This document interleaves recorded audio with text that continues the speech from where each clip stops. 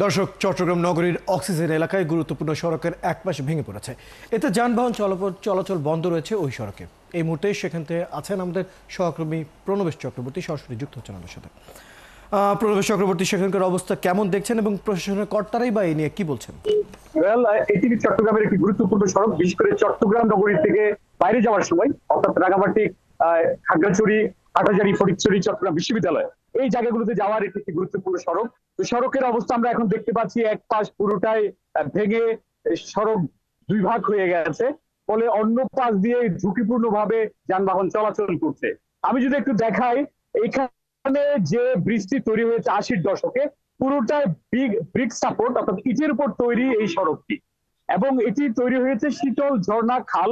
এটি চট্টগ্রাম নগরীর একটি গুরুত্বপূর্ণ খাল। এই খাল দিয়ে যখন বৃষ্টি হয় প্রচুর পরিমাণ পানি প্রবাহিত হয়।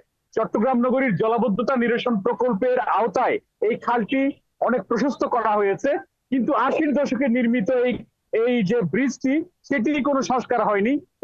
এটি 7 ফুটের খালের উপর মাত্র 20 থেকে 30 ফুটের একটি কালভার্ট, অর্থাৎ খালের তুলনায় এই কালভার্টটি অনেক ছোট। ফলে আজকে রাতে যখন প্রচুর বৃষ্টি হয়েছে, ভারী বৃষ্টির স্রোত এবং পানি প্রবাহ যখন এদিক দিয়ে চাপ পড়ে, তখন কালভার্টটি, এই ইটের উপর নির্মিত কালভার্টটি, সেটি চাপ নিতে পারেনি। বিশেষজ্ঞরা বলছেন এই কালভার্টটি সংস্কার বা নতুন করে নির্মাণ না করে কয়েক স্তরে ইট দিয়ে এবং কার্পেটিং করে স্তরে স্তরে উপরের স্তর বাড়ানো হয়েছে, কিন্তু এটি নির্মাণের কোনো ব্যবস্থা বা সংস্কার করার কোনো ব্যবস্থা না নেয় আজকে পুরো যে বৃষ্টি, সেটি ধসে পড়লো। অন্য পাশটিও, এখানে প্রচুর ইন্ডাস্ট্রিয়াল জায়গা রয়েছে, আশপাশে প্রচুর পরিমাণ ট্রেলার এবং ভারী যানবাহন চলাচল করে, ফলে অপর পাশটিতে বেশি যানবাহন চলাচল করায় অপর পাশটিও এখন ঝুঁকিপূর্ণ হয়ে পড়েছে বলে বিশেষজ্ঞরা মত দিয়েছেন। আর city corporation mayor doctor Shahadat Hossain এখানে আসছিলেন।